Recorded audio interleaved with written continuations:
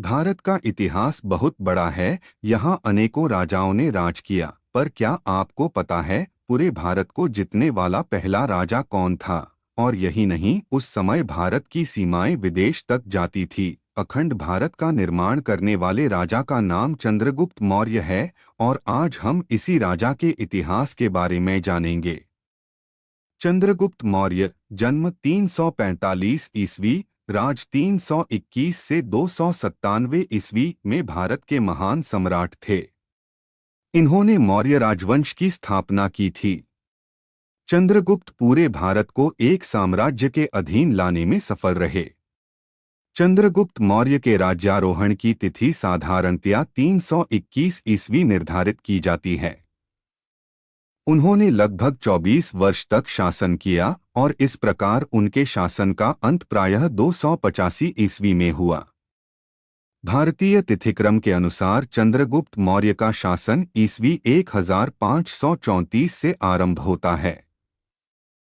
Seleucus एक्सजाइट Nicator Alexander Sikandar के सबसे योग्य सेनापतियों में से एक था, जो उसकी मृत्यु के बाद भारत के विजित क्षेत्रों पर उसका उत्तराधिकारी बना। वह सिकंदर द्वारा जीता हुआ भूभाग प्राप्त करने के लिए उत्सुक था। इस उद्देश्य से 305 ईसा पूर्व उसने भारत पर पुनः चढ़ाई की।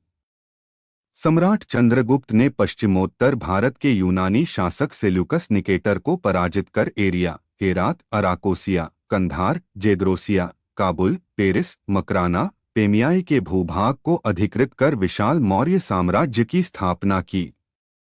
चंद्रगुप्त का साम्राज्य अत्यंत विस्तृत था। इसमें लगभग संपूर्ण उत्तरी और पूर्वी भारत के साथ साथ उत्तर में बलूचिस्तान, दक्षिण में मैसूर तथा दक्षिण पश्चिम में सौराष्ट्र तक का विस्तृत भूप्रदेश सम्मिलित था।